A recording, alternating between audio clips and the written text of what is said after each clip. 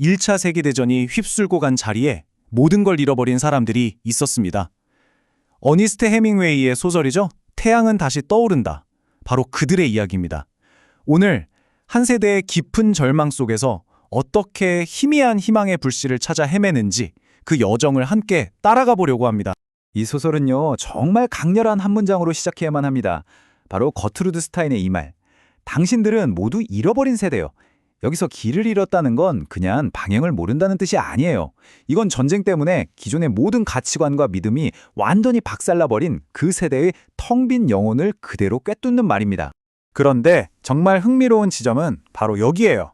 이 절망적인 선언과 소설의 제목이 부딪힌다는 거. 성경 전도서에서 가져온 해는 다시 떠오르고 인간이 아무리 고통스러워도 자연은 계속해서 순환한다는 어찌 보면 하나의 약속이죠. 이 두 문장이 이 소설 전체를 떠받치는 거대한 두 기둥이 되는 겁니다. 자, 그럼 질문을 던져볼까요? 이 소설은 과연 끝없는 절망에 대한 기록일까요? 아니면 그 폐허 속에서도 어떻게든 희망을 찾아보려는 처절한 문부림일까요? 바로 이 질문이 소설 전체를 관통하면서 팽팽한 긴장감을 만들어냅니다. 자, 이제 이야기 속으로 한번 들어가 보죠. 배경은 1920년대 파리입니다. 근데 우리가 흔히 상상하는 그런 낭만과 예술의 도시는 아니에요. 이때 파리는 전쟁의 악몽에서 겨우 벗어났지만 그 환멸감은 떨쳐내지 못한 채 고향을 등지고 온 미국인들로 북적이는 곳이었거든요. 이 혼란의 한가운데서 우리를 안내해줄 인물이 있습니다. 바로 화자인 제이크 반스. 직업은 저널리스트예요. 겉으로는 주변을 냉철하게 관찰하는 것 같지만 사실 그 누구보다 잃어버린 세대의 깊은 상처를 자기 온몸으로 겪고 있는 인물이죠. 이 소설의 진짜 드라마는요, 어떤 거대한 사건에서 터져나오는 게 아니에요. 인물들 사이에 거미줄처럼 얽히고 설켜서 때로는 칼날처럼 서로를 베어버리는 아주 잔인한 관계 속에서 나옵니다. 먼저 만나볼 사람은 로버트 콘입니다. 주변 사람들은 다 냉소에 빠져 있는데 콘은 혼자만 다른 세상에 사는 것 같아요. 낭만적인 사랑, 짜릿한 모험, 이런 것들이 자기 삶을 구원해 줄 거라고 여전히 믿는 어쩌면 이 시대의 마지막 이상주의자라고 할 수 있죠. 이 사람 배경을 좀 들여다보면 꽤 흥미로운데요. 프린스턴 대학 시절에 복싱 챔피언이었는데 이게 사실 유대인이라는 이유로 겪어야 했던 차별과 열등감을 이겨내려는 몸부림이었어요. 지금은 프랜시스라는 여자와의 불행한 관계에 갇혀서 남미로 훌쩍 떠나기만 하면 모든 게 해결될 거라고 믿는 좀 순진한 구석이 있는 인물입니다. 콘은 이렇게 절규해요. 내 인생이 너무 빨리 지나가는데 내가 제대로 살고 있지 않다고 생각하면 견딜 수가 없어. 어때요? 그의 깊은 불안과 이 현실에서 벗어나고 싶은 갈망이 느껴지시나요?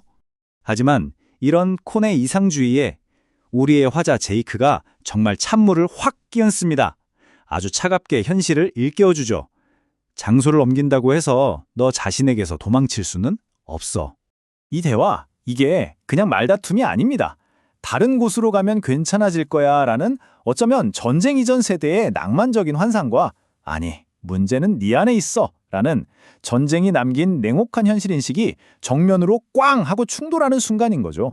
바로 이 팽팽한 긴장감 속으로 이 위태로운 균형을 단숨에 무너뜨릴 한 사람이 걸어 들어옵니다. 바로 레이디 브렛 애슐리. 그녀는 주변의 모든 남자를 자석처럼 끌어당기는 정말 거부할 수 없는 매력을 가진 인물이에요. 제이크가 브렛을 묘사하는 표현이 진짜 기가 막힙니다. 경주용 요트의 선체 같은 곡선. 날렵하고 아름답고 그러면서도 어딘가 위험해 보이는 그녀의 매력이 이 한 문장에 다 담겨 있어요. 브렛은 단순히 예쁜 여자가 아니에요. 전통적인 여성상에서 완전히 벗어나서 자기 욕망에 솔직한, 당시로서는 굉장히 파격적인 신여성이죠. 바로 그 점이 그녀를 치명적으로 매력적이게 만들고 동시에 위험할 정도로 예측 불가능하게 만드는 겁니다. 그럼 우리의 마지막 낭만주의자 로버트 콘은 어땠을까요? 뭐 말할 것도 없죠. 브렛을 보자마자 완전히 빠져버립니다. 제이크는 그 모습을 보고 이렇게 표현해요. 마치 순례자가 약속의 땅을 본 것 같았다. 바로 이 순간 앞으로 벌어질 모든 비극의 씨앗이 뿌려지는 겁니다. 자, 이들은 끝없이 술을 마시고 농담을 던지면서 겉으로는 즐거워 보이죠. 하지만 이제 그 가면 뒤에서 골마 터지고 있는 상처를 들여다볼 시간입니다. 얽히고 설킨 욕망이 어떻게 서로에게 날카로운 비수가 되어 꽂히는지 말이죠. 이들의 절망은 때로 정말 잔인한 방식으로 터져 나와요. 예를 들어 콘의 연인 프랜시스가 사람들로 꽉 찬 카페에서 웃으면서 이런 말을 합니다. 콘이 자기를 버리는 이유가 새 소설에 쓸 소재가 필요해서라고요. 겉으로는 웃고 있지만 이건 사실 모든 사람 앞에서 콘의 인격을 갈기갈기 찢어놓는 언어폭력이나 다름없죠. 하지만 이 모든 시끄러운 다툼들 밑바닥에는요, 훨씬 더 깊고 조용한 비극이 자리 잡고 있습니다. 바로 제이크와 브레트의 사랑이에요. 두 사람은 진심으로 서로를 사랑하지만 전쟁이 제이크의 몸에 남긴 부상 때문에 이들의 사랑은 육체적으로는 절대 이루어질 수가 없어요. 이 부상은 단순히 한 개인의 불행이 아니라 전쟁의 한 세대 전체의 미래를 어떻게 거세해버렸는지를 보여주는 정말 강력한 상징입니다. 이 비극이 가장 아프게 드러나는 장면은 두 사람이 택시를 타고 갈 때입니다.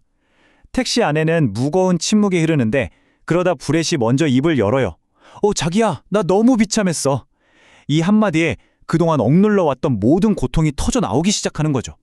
제이크는 어떻게든 작은 희망이라도 붙잡아 보려고 하지만 브렛의 대답은 그 희망마저 산산조각 내버립니다. 난 다시는 그 지옥을 겪고 싶지 않아. 지옥. 이 한 단어가 그들의 사랑이 마주한 현실이 얼마나 끔찍한지를 명확하게 보여주는 거죠. 파리에서의 이런 감정 소모가 정말 한계에 다다르자 이들은 결국 탈출을 결심합니다. 물론 제이크가 말했듯이 장소를 바꾼다고 해서 자신에게서 도망칠 수는 없겠지만 그래도 이렇게 주저앉아 있을 수만은 없었던 거죠. 그래서 그들이 세운 계획은 꽤 그럴듯해 보여요. 첫째, 조용한 산속에 들어가서 낚시를 하며 복잡한 마음을 씻어내고, 둘째, 팜플로나에서 열리는 아주 뜨거운 축제 속으로 뛰어들어서 모든 걸 잊어버리자. 이 여행의 목적은 아주 단순합니다. 바로 망각이죠. 이렇게 이들은 모두 스페인을 향해 떠납니다. 하지만 여기서 정말 중요한 질문을 던져봐야겠죠? 과연 이 여행이 진짜 탈출이 될 수 있을까요? 아니면 스페인이라는 새로운 장소는 결국 파리에서 겪었던 똑같은 문제들이 반복될 또 다른 무대에 불과한 걸까요?